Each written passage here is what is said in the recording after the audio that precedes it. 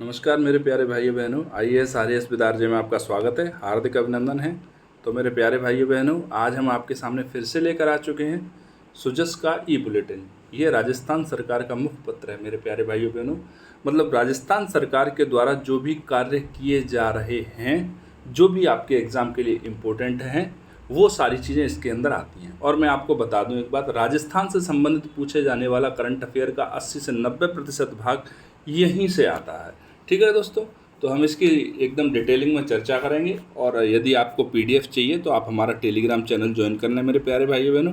Telegram channel का नाम है दोस्तों आईएएस आरएएस विद आरजे। ठीक है, आप इस चैनल को जाके ज्वाइन करें और वहाँ पर आपको पीडीएफ मिल जाएगी ये लेक्चर की। यहाँ पर मैं आपको पूरा समझाऊंगा डिटेलिंग में, ठीक है ना। वहाँ से आपके जब समझ में आ जाए तो वहाँ से आप पीडीएफ को डाउनलोड कर लो। लिखने विखने के चक्कर में मत पड़ो। लिखने की अगर प्रैक्टिस करनी है तो आंसर राइटिंग प्रैक्टिस करो, आपका समय बहुत कीमती है। ठीक है मेरे प्यारे भाइयों बहनों, तो बिना इधर उधर की बातें किए अपन आते हैं सीधे आज के न्यूज आर्टिकल के डिस्कशन पर। ठीक है, तो दोस्तों आज का पहला जो न्यूज आर्टिकल है वो है ग्रामीण शहरी ओलंपिक ग्राम पंचायतों पर 4 दिन और शहरी निकायों पर 6 दिन खेलों का रोमांच होगा। तो इसकी चर्चा हम पहले कई बार कर चुके हैं, 2 दिन पहले भी की थी, 2 दिन उससे पहले भी की थी। मतलब 4-5 बार लगभग ग्रामीण और शहरी ओलंपिक जो प्रतियोगिताएं हैं उनके बारे में अपन लोग चर्चा कर चुके हैं। तो इसको अपन ऐसे ही छोड़ देंगे। अगर आपको देखना है तो 2-3 दिन पहले का जाके देख लीजिए, आपको डिटेलिंग में मिल जाएगी, इसकी डिस्कशन भी मिल जाएगा और आपको पीडीएफ में मिल जाएगी। ठीक है ना दोस्तों, तो अब चलते हैं आगे। जो चीज़ इंपॉर्टेंट है बस उसी को रखेंगे, इधर उधर की चीज़ें शामिल नहीं करेंगे इसमें। ठीक है, तो सबसे पहली जो इम्पोर्टेंट न्यूज़ है अपने लिए वो है, अब हर ज़िले में 2 लवकुश वाटिकाएँ जो हैं विकसित की जाएंगी। मतलब पहले 1 की जा रही थी और अब कितनी की जाएंगी? 2। ठीक है दोस्तों, देखो आपको पता ही होगा कि आजकल पर्यावरण की समस्याएं कितनी हो गई है। जो जलवायु परिवर्तन है वो बहुत भयंकर स्थिति में आ गया है। इसका कारण ये है कि हमारी जो पीढ़ी है या हमसे पहली जो पीढ़ी थी वो हम लोगों वाली पीढ़ी को क्या देना भूल गई? एक एजुकेशन देना भूल गई, पर्यावरण के प्रति लगाव देना भूल गई। तो पर्यावरण के प्रति बच्चों को लगाव देने के लिए कि भाई पर्यावरण से लगाव हो, जीव जंतुओं से लगाव हो, जिससे क्या हो आगे आने वाली जो इन्वायरमेंट से संबंधित जो प्रॉब्लम्स हैं उनका स्वतः ही समाधान हो जाए। तो इसलिए क्या किया है, राजस्थान सरकार ने कदम उठाया और हर ज़िले के अंदर 2 लवकुश वाटिकाएँ स्थापित कर दी। हर ज़िले के अंदर कितनी कर दी हैं दोस्तों? 2। पहले कितनी थी? 1। तो लवकुश वाटिका क्या होती है, किस तरह से इसका विचार आया, क्या हुआ, उसके बारे में अपन एक बार ढंग से देख लेते हैं। ठीक है, तो फिर दोस्तों चर्चा में क्यों है?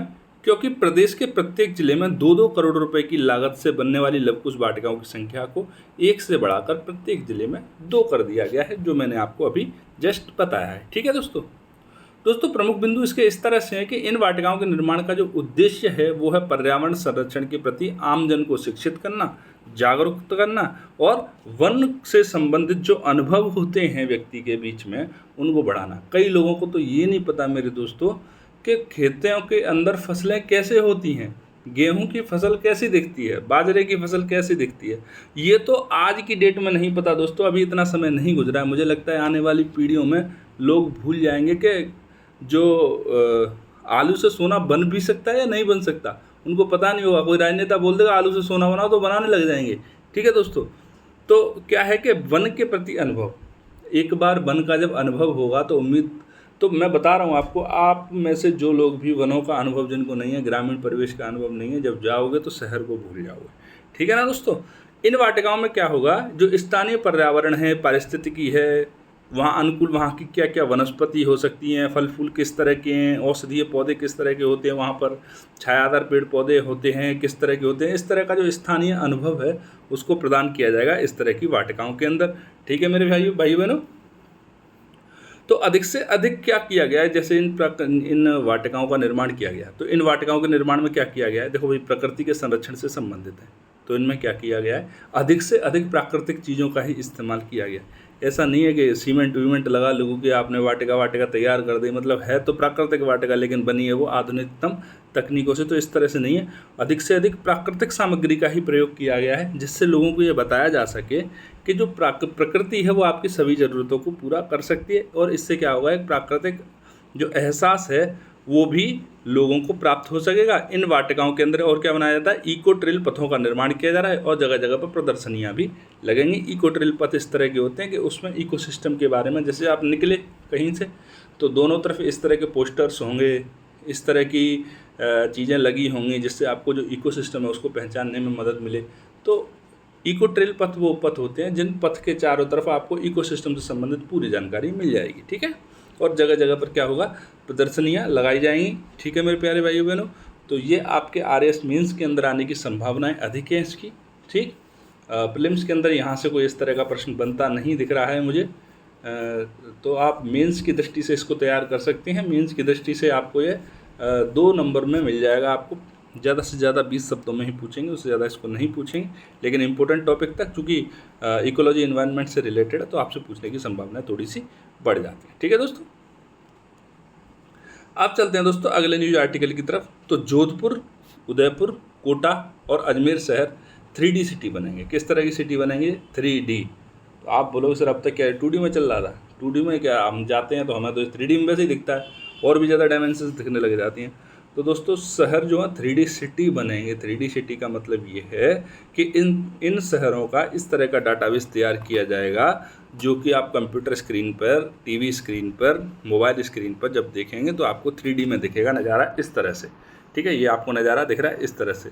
तो इससे क्या होगा कि कौन सी जगह पर कहाँ पर बिल्डिंगें बनी हुई हैं, कौन सी जगह पर एक मंजिला घर है, कौन सी जगह खाली पड़ी हुई है, तो इस तरह की सारी जानकारी आपको कहाँ मिल जाएगी, एक ही जगह पर मिल जाएगी, ठीक है दोस्तों। अपने कंप्यूटर स्क्रीन पर ही आपको सारी जानकारी मिल जाएगी। क्योंकि इसमें क्या है, देखो जब किसी शहर की प्लानिंग वगैरह की गई है तो उसके बारे में आपको तो नहीं पता, ठीक है।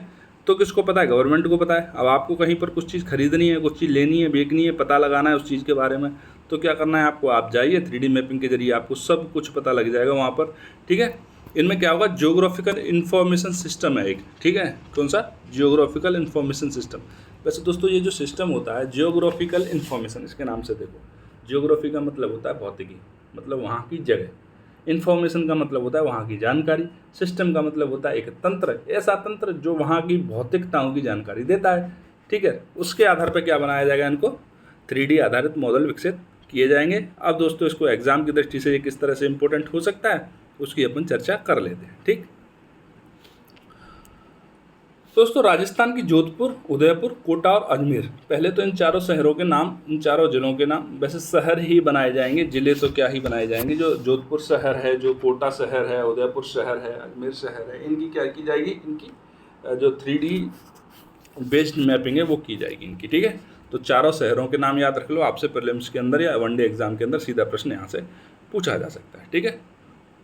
ये वही बात हमने दोबारा बताई कि इस योजना के अंतर्गत प्रबंधन के लिए, प्रबंधन का मतलब मैंने अभी आपको बताया कि कहाँ पर कोई जगह आपको ज़मीन लेनी है, आप घूमते फिर रहे हो, सरकारी दफ्तरों के चक्कर काट रहे हो, अपनी टेंशन बढ़ा रहे हो, उन लोगों का बर्डन बढ़ा रहे हो, तो क्या होगा, अच्छी तरह से प्रबंधित हो जाएगा। वहाँ जगह खाली है, वहाँ पर इस तरह मल्टी स्टोरेज बिल्डिंग है, वहाँ पर एक मंजिला का मकान है, तो इस तरह की चीज़ें क्या हो जाएंगी, वहाँ से क्लियर हो जाएंगे, उनका प्रबंधन आराम से हो जाएगा, ठीक है। GIS आधारित 3D सिटी मॉडल विकसित किए जाएंगे, जियोग्राफिकल इन्फॉर्मेशन सिस्टम। GIS के बारे में वैसे मैं आपको एग्जाम की दृष्टि से किस तरह से प्रश्न आ सकता है और किस तरह से उसका उत्तर दिया जाएगा वो मैंने आपको नीचे बता दिया है, लेकिन फिर भी GIS का साधारण शब्दों में मतलब समझ लो। G का मतलब होता है जियोग्राफिकल, मतलब वहाँ की भौतिकी वगैरह, जैसे आप पहाड़, पर्वत, मकान, दुकान, सड़कें, इस तरह से, ठीक है। वहाँ क्या भौगोलिक स्थितियाँ हैं, वहाँ पर क्या भौगोलिक इंफ्रास्ट्रक्चर बने हुए हैं जिनको आप टच करके देख सकते हो। भौगोलिक का मतलब होता है टच करके देखने वाला, भौतिक स्थिति में मौजूद, ठीक है, उसको बताने वाला एक तंत्र है GIS, ठीक। 3D मॉडलिंग पर आधारित है, ओके। इसके लिए 106.46 करोड़ रुपए की वित्तीय जो प्रस्ताव है उसको मंजूरी दी गई। आपके लिए बिल्कुल इंपॉर्टेंट नहीं है कि कौन सी योजना के लिए किस तरह का वित्त दिया गया। ऐसी योजना जो लेटेस्ट के एग्ज़ाम के आसपास चालू की हैं गवर्नमेंट ने और उनके लिए बजट का प्रावधान किया है, या फिर इस तरह की चीज़ जो केंद्र सरकार भी कुछ दे रही है और राज्य सरकार भी कुछ दे रही है, तो वहाँ पर उनका परसेंटेज कि कौन सी गवर्नमेंट कितना परसेंटेज दे रही है, इस तरह से वो चीज़ इंपॉर्टेंट हो जाती है आपके लिए, ठीक है। अब देखो दोस्तों इसका महत्व क्या है। तो इससे क्या है, देखो आजकल शहरों के जो आकार हैं वो बढ़ते चले जा रहे हैं, ठीक है। शहरों में क्या है, मास्टर प्लान में लैंड यूज प्रस्तावित करना, किस तरह भूमि का कहाँ कहाँ पर प्रयोग हो चुका है, कहाँ कहाँ पर यूज नहीं हुआ है और कहाँ हुआ है तो किस तरह से हुआ है। नई सड़कें, फ्लाईओवर, नई कॉलोनियों का निर्माण और विस्तार, ड्रेनेज प्लान का मतलब आप देखते हो अभी जो पुराने तरह के शहर बने हुए हैं, आप ओल्ड सिटी में जाओगे जयपुर के अंदर तो बरसात होते ही पानी का जल भराव आपको दिख जाएगा। तो उस तरह की समस्याओं से छुटकारा लेने के लिए ड्रेनेज प्लान बनाने के लिए ड्रेनेज प्लान बनाना आधुनिक समय में बहुत ज़रूरी है, क्योंकि अभी क्या है कि पुराने जो बना दिए उनमें तो इसी तरह से बनाया गया था कि बरसात हो, पानी आए, नालों में जाए, नदियों में जाए, समुद्र में चला जाए। लेकिन अभी जो ड्रेनेज सिस्टम है उसमें काफ़ी सारी तकनीकी चीज़ें आ गई हैं। एक तो जल भराव की समस्या ना हो, दूसरा जो बरसात हुई है वो ज़मीन के अंदर भी कहीं ना कहीं जाए। तो इस तरह से नियोजित किया जा रहा है, ड्रेनेज प्लान बनाया जा रहा है। ठीक है दोस्तों, इसके साथ साथ क्या बड़े पैमाने पर आधारभूत ढांचे के विकास के लिए परिवहन योजना, भूमि नियोजन, नगर नियोजन, इसके प्रभावी आकलन और योजना बनाने में आसानी हो जाएगी। ठीक है, मास्टर प्लान आप जैसे आपके पास किसी भी जगह का मैप है, 3D मैप हो तो और भी बात अलग है, भाई यहाँ पर ये पहले से ऑलरेडी यूज्ड लैंड है, यहाँ पर तालाब है, यहाँ पर नाला है, और उसके अकॉर्डिंग क्या किया जाएगा, भाई नई सड़कें कैसे निकलनी चाहिए, फ्लाईओवर कैसे बनना चाहिए, नई कॉलोनियों का विस्तार किस प्रकार होना चाहिए, आधारभूत ढांचे का विकास किस प्रकार होना चाहिए, परिवहन योजनाओं का विकास किस तरह से होना चाहिए, इनके प्रभावी आकलन और इनके नियोजन और इसका क्या है ज़मीन पर धरातल पर इस तरह की योजनाओं को क्रियान्वित करने के लिए ये बहुत ज़रूरी है। ठीक है, बहुत इंपॉर्टेंट रोल प्ले कर सकता है उस चीज़। 3D मॉडल से क्या होगा, आप वर्चुअल रियलिटी के जरिए शहर का वर्चुअल टूर कर सकेंगे। अभी आप देखो, मान लो आप ये 4 शहरों में हो रहा है, ठीक है, आपके जोधपुर, उदयपुर, कोटा और अजमेर के अंदर 4 जगहों पर क्या किया जा रहा है, 3D प्लानिंग के जरिए इनकी 3D आधारित प्लानिंग की जा रही है। अभी आप जोधपुर निकल जाओ, पूरे दिन लग जाएगा आपको, लेकिन आप टूर नहीं कर पाओगे। उदयपुर, अजमेर, कोटा, पूरा दिन बर्बाद करोगे, फिर भी वो चीज़ नहीं दिख पाएगी आपको जिसके चाहत में आप निकले थे। तो इससे क्या होगा, जो वर्चुअल रियलिटी है उसके ज़रिए क्या है, आप अपने घर पर बैठ के वर्चुअल टूर कर सकते हैं, जैसे आप घर पर बैठ के गोवा देख लेते हैं उसी तरह से। ठीक है, इसके अलावा और क्या है कि राजधरा प्लेटफॉर्म पर राजस्थान की विभिन्न समयावधि की सैटेलाइट इमेजनरी की रिपोर्टरी भी स्थापित की जाएगी। मतलब सैटेलाइट इमेज के जरिए एक राजस्थान जो है राजधरा पोर्टल है, उस पर सैटेलाइट आधारित जो इमेज होते हैं उनकी एक पूरी रिपोजिटरी भी तैयार की जाएगी। इससे क्या होगा, विभिन्न विभागों की आवश्यकताओं के अनुसार जल स्रोत, वन क्षेत्र, फसल उपज, शहरों का विकास, फैलाव, इसका सबका क्या होगा, विश्लेषण बहुत आसानी से हो सकेगा। तो दोस्तों आपके लिए देखो, प्रीलिम्स के लिए यहाँ क्या इंपॉर्टेंट था कि कौन कौन से 4 शहरों का क्या किया जा रहा है, आप GIS आधार 3D सिटी मॉडल विकसित किया जा रहा है। तो आपको 4 शहरों का नाम रखना है। इसके क्या फ़ायदे हो सकते हैं, क्या नुकसान हो सकते हैं, ये आपके RAS मेंस का विषय गया। ये RAS मेंस में आपसे पूछा जा सकता है कि GIS आधारित जो 3D सिटी मॉडल विकसित किए जा रहे हैं उनके महत्व पर प्रकाश डालिए। ये आपसे 50 शब्दों में आराम से पूछ सकता है। ठीक है, इसके अलावा यहाँ पर 2 चीज़ों की और चर्चा आई, वो आई एक तो geographical information system, GIS system, ठीक है, या GI सिस्टम, और दूसरा आता है आपको राजधरा पोर्टल। कौन सा, राजधरा प्लेटफॉर्म। 2 चीज़ों के बारे में यहाँ पर अपन और जान लेते हैं, क्योंकि आपसे किसी भी एग्जाम में GIS के बारे में भी पूछा जा सकता है। GIS ये आपका एक तो ज्योग्राफी से रिलेटेड हो गया, दूसरा GIS ये किससे हो गया, साइंस एंड टेक वाले पोर्शन से हो गया। तो साइंस एंड टेक में ज़्यादातर वही चीज़ें पूछी जाती हैं जो आपकी चर्चा में रही होती हैं या चर्चा होने वाली होती है या बहुत पुरानी नहीं होती हैं, जो बहुत ज़्यादा इफेक्ट कर सकती हैं आपकी लाइफ को। ठीक है, साइंस एंड टेक में स्टैटिक पोर्शन अब नहीं पूछते। तो अपन देख लेते हैं सबसे पहले राजधारा प्लेटफॉर्म के बारे में। राजधारा प्लेटफॉर्म क्या है, इसका विजन क्या था, इस प्लेटफॉर्म को बनाने के लिए एक विजन था, वो क्या था। भाई गवर्नमेंट का एक विजन होता है तभी तो किसी चीज़ को बनाया जाता है, इतना पैसा खर्च करके, इतनी मेहनत खर्च करके, इतना वर्क फोर्स वहाँ पर खर्च करके। तो इसका विजन था दोस्तों, सुशासन, सतत विकास, नागरिक सशक्तिकरण, इसको सक्षम बनाना और राज्यव्यापी मानकीकृत GIS संपत्तियों को बनाए रखने के लिए राज्य के प्रभावी और एकीकृत GIS इंफ्रास्ट्रक्चर की स्थापना करना। इसको साधारण शब्दों में समझ लेते हैं। पहले तो ये कह रहा है सुशासन को बना के रखना, सतत विकास में अपना योगदान देना और नागरिकों को सशक्तिकरण में सक्षम बनाना। ये चीज़ आपकी समझ में आराम से आ गई कि नागरिक सशक्तिकरण क्या होता है, सतत विकास क्या होता है, सुशासन क्या होता है। अगला है आपका राज्यव्यापी मानकीकृत GIS संपत्तियों को बनाए रखने के लिए राज्य के प्रभावी और एकीकृत GIS इंफ्रास्ट्रक्चर की स्थापना करना। जैसे मैंने आपको अभी बताया था कि जो GIS है उसके द्वारा हम क्या करते हैं, जो आपकी ज्योग्राफी होती है वहाँ पर जो आपकी किसी एक क्षेत्र विशेष होता है, वहाँ की जो आपकी भौतिकी होती है, वहाँ के जो परिवेश होता है, तो उस सब को क्या करना है, उसके प्रभावी और एकीकृत क्रियान्वयन के लिए एक इंफ्रास्ट्रक्चर भी तो चाहिए भाई। आप जहाँ जाके वर्चुअल चीज़ें देख रहे हो तो उसके लिए एक इंफ्रास्ट्रक्चर तो चाहिए। तो राजधारा का जो विजन था वो जीआईएस के लिए एक इंफ्रास्ट्रक्चर बनाना था, सुशासन का निर्माण करना था, सतत विकास करना था और नागरिक सशक्तिकरण की दिशा में कार्य करना था। ठीक है दोस्तों, ये तो इसका विजन था। अब इसके उद्देश्य देख लेते हैं। तो इसका उद्देश्य था स्थानिक डेटा का अधिग्रहण करना, मतलब किसी जगह का स्थान पर, किसी स्थान विशेष पर उसका क्या ज्योग्राफी है, क्या हिस्ट्री है, क्या पॉलिटी है, क्या वहाँ पर कौन सी विकास योजनाएं चल रही हैं, क्या कर रही हैं, कौन कौन सी विकास योजनाएं चलने वाली हैं, कहाँ नदी है, कहाँ नाला है, कौन सी जो लैंड है वो गवर्नमेंट के यूज़ के लिए, कौन सी प्राइवेट यूज़ के लिए। तो इस तरह के डेटा का अधिग्रहण करना, भंडारण करना, सुरक्षित रखना और वितरण कर देना जब ज़रूरत हो तो ठीक है। तो इसके लिए क्या किया गया, राज्यव्यापी वेब आधारित जियो पोर्टल विकसित और डेटा क्लियरिंग हाउस विकसित करना। इसका उद्देश्य था डेटा का क्लियरिंग हाउस विकसित करना। डेटा क्लियरिंग हाउस का मतलब वही है कि आपके पास पूरा डेटा है, अब उसके लिए क्या करना है, उसके लिए एक क्लियर हाउस, जैसे आप सर्च करो तुरंत आपके सामने आ जाए। ठीक है, अब भौगोलिक सूचना प्रणाली के बारे में देख लेते हैं। अपन बार बार जीआईएस का नाम ले रहे थे। ठीक, तो पृथ्वी की सतह पर स्थिति से संबंधित मैं आपको कह रहा था, किसी ज्योग्राफी, किसी एक क्षेत्र विशेष पृथ्वी की सतह पर स्थित संबंधित डेटा को कैप्चर करना, स्टोर करना, जांचना और प्रदर्शित करने के लिए क्या है, एक कंप्यूटर सिस्टम। जीआईएस एक नक्शे पर कई अलग अलग तरह के डेटा दिखा सकता है, जैसे सड़क का भी, भवन का भी, वहाँ कितनी वनस्पति है उस तरह का भी। ठीक है, यह लोगों को पैटर्न और संबंधों को अधिक आसानी से देखने और विश्लेषण करने और समझाने में सक्षम बनाता है। भाई शहर का क्या पैटर्न है, कहाँ से फ्लाईओवर है, कहाँ से सड़कें हैं, कहाँ स्टॉपेज है, कहाँ पर अस्पताल है, कहाँ पर स्कूल है। ठीक है, इस तरह के पैटर्न को क्या करता है, अधिक आसानी से देखता है और विश्लेषण करने में सक्षम बनाता है लोगों को। ठीक मेरे प्यारे भाइयों बहनों, तो उम्मीद करता हूँ आपकी समझ में आ गया होगा कि आपके कौन कौन से 3D सिटी बनने वाले हैं, जीआईएस क्या होता है और राजधारा प्लेटफॉर्म क्या है। तीनों चीज़ों के बारे में आपको क्लियरिटी बन गई होगी। अब चलते हैं और आगे देखते हैं क्या अपने एग्ज़ाम के लिए इंपॉर्टेंट चीज़ आई है। तो अगला वही महंगाई राहत, महंगाई राहत, महंगाई राहत। नौकरी दे दो भैया, महंगाई तो हम खुद ही राहत कर लेंगे अपनी, वही नहीं मिलती जिस चीज़ की ज़रूरत है। ठीक है, अब देख लेते हैं दोस्तों अगला अपना न्यूज आर्टिकल आज का। तो अंतर्राष्ट्रीय स्तर के गोल्फ कोर्स से राजस्थान गोल्फ प्रतियोगिताओं का डेस्टिनेशन बनेगा। ठीक है, देखो दोस्तों, राजस्थान राज्य जो है हमारा, उसका बहुत बड़ा एक फोकस है टूरिज्म के ऊपर। वो टूरिज्म चाहे आपका हेरिटेज को लेकर हो, चाहे फिल्म को लेकर हो, चाहे आपका किसी भी तरह का एडवेंचरस टूरिज्म हो, चाहे आपका मंदिर वंदिर से संबंधित टूरिज्म हो।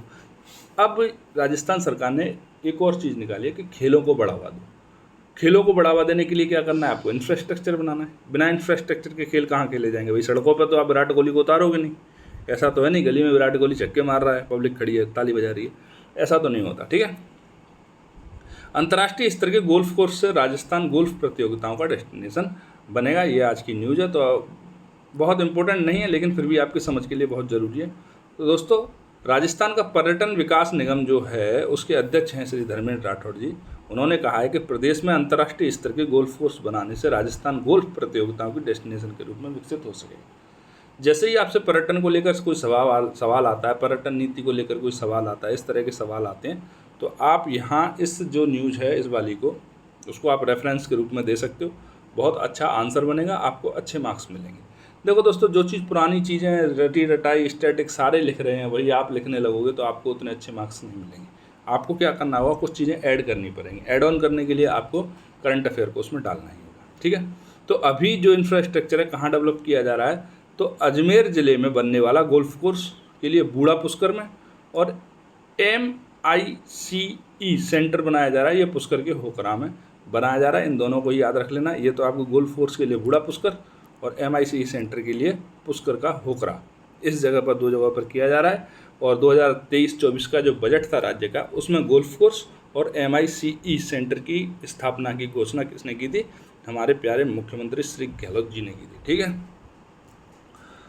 तो मेरे दोस्तों अब चलते हैं थोड़ा सा और आगे। इसको भी मैंने आपको न्यूज़ में दे दिया है, PDF के अंदर डाल के दे दिया है, लेकिन यहाँ पर कुछ ऐसा था नहीं जो आपको अलग से समझाया जाता है। यहाँ पर आप रेफरेंस के लिए मेंस के अंदर डाल सकते हो। यही फिर महंगाई राहत में मिल गया। PTET परीक्षा 21 मई को, जो BEd की परीक्षा दे रहे हैं मेरे भाइयों बहनों, वो देख लेना अभ्यर्थी प्रवेश पत्र के साथ क्या क्या लेके जाने वाले हैं। ठीक है, नीला या काला बॉल पेन होगा, पानी की पारदर्शी बोतल ले जा सकते हैं आप, ऐसी बोतल नहीं लेकर जा सकते जो कि बंद हो। ठीक है, अब देख लेते हैं अपना अगला न्यूज क्या है। तो मेरे प्यारे भाइयों बहनों, इंदिरा गांधी शहरी क्रेडिट कार्ड योजना स्ट्रीट वेंडर्स सर्विस सेक्टर के युवाओं और बेरोजगारों को अनुजा निगम ऋण देगा। अनुजा निगम का मतलब है दोस्तों अनुसूचित जाति जनजाति निगम। ठीक है, राजस्थान अनुसूचित जाति जनजाति वित्त एवं विकास निगम, जिसका नाम है अनुजा निगम, ये ऋण प्रदान करेगा और कुछ नहीं है इसके अंदर सबसे इम्पोर्टेंट जो चीज़ है वो है इंदिरा गांधी शहरी क्रेडिट कार्ड योजना है। उसके अंदर क्या क्या बदलाव किए गए ये सबसे ज़्यादा ज़रूरी है। कई लोग सोचते हैं सर हमने पहले पढ़ रखा है, बार बार पढ़ने का क्या मतलब है। तो बार बार पढ़ोगे तो रिवीजन होगा तो आप एग्ज़ाम के अंदर सस्टेन कर पाओगे। अच्छा रिवीजन नहीं करोगे तो एग्ज़ाम के अंदर सस्टेन नहीं कर पाओगे। तो दोस्तों इंदिरा गांधी शहरी क्रेडिट कार्ड योजना है, उसके बारे में देख लेते हैं। तो प्रारंभ 2021 में हुआ, कोरोना के बाद हुआ, आप सारे के सारे जानते हो। ठीक है, उद्देश्य क्षेत्र की रेहड़ी पटरी वालों को, सेवा क्षेत्र के युवाओं और बेरोजगारों को, इस चीज़ को याद रखना, ये केवल रेहड़ी पटरी वालों के लिए नहीं है, ये शिक्षा क्षेत्र के जो युवा हैं और जो बेरोजगार हैं उनको स्वरोजगार से जोड़ने, उनकी रोज़मर्रा की ज़रूरतों को के लिए ब्याज मुक्त ऋण, ब्याज आपको नहीं देना बिल्कुल भी। और क्या करना है देखो, याद रखना, रेहड़ी पटरी वाले तो सबको याद रहेंगे, लेकिन सेवा क्षेत्र के युवा बेरोजगार, इनको स्वरोजगार से जोड़ने के लिए और रोज़मर्रा की ज़रूरतों के लिए भी। ऐसा नहीं है सिर्फ स्ट्रीट वेंडर्स को ही मिलेगा, मतलब ऐसे युवा हैं जो बेरोजगार हैं और स्वरोजगार से अपने आप को जोड़ना चाहते हैं, उन लोगों के लिए भी क्या होगा, ब्याज मुक्त ऋण मिलेगा। आपको ब्याज बिल्कुल भी नहीं देनी इस पर। ठीक है, इस योजना के तहत 50,000 रुपये तक का ऋण दे देंगे। 50,000 काफ़ी होते हैं यार रेहड़ी पटरी वालों के लिए, स्वरोजगार छोटे मोटे लोगों के लिए। छोटे मोटे लोग का मतलब, मेरे कहने का मतलब ये है, जो लोग अभी शुरुआत कर रहे हैं उनके लिए 50,000 बहुत हैं। ऐसा थोड़ी 50 लाख सीधे ठोकेंगे। तो दोस्तों पहले ये जो योजना थी वो 31 मार्च 2023 तक के लिए थी, लेकिन जब ये समाप्ति होने पे आई तो इसको आगे 1 साल के लिए और एक्सटेंड कर दिया और 31 मार्च 2024 तक इस योजना को बढ़ा दिया गया। पहले इस योजना के अंतर्गत क्या होता था, 40 वर्ष तक के जो युवा हैं, जो लोग हैं, वही आवेदन कर सकते थे, लेकिन अब इसको बढ़ा के 60 वर्ष कर दिया है कि यदि आप 60 वर्ष तक के भी हो तो आप इसके अंदर क्या कर सकते हो, आवेदन कर सकते हो। ठीक है, तो ये आपकी शहरी जो है आपकी इंदिरा गांधी शहरी क्रेडिट कार्ड योजना है, उसके बारे में आपको उम्मीद करता हूँ कि क्लियरिटी आ गई होगी। और आपको जो चीज़ें किसके माध्यम से किया जाएगा ऋण का वितरण, तो अनुसूचित जाति जनजाति वित्त एवं विकास निगम, जिसको अनुजा निगम बोलते हैं, इसके माध्यम से क्या किया जाएगा, ऋणों का आपका बंटवारा किया जाएगा, ऋण प्रदान किए जाएंगे इनके द्वारा। ठीक है, अब एक और न्यूज़ मेरे प्यारे भाइयों बहनों, ये भी साइंस से रिलेटेड न्यूज है। लंपी का टीकाकरण अभियान प्रारंभ हो गया है।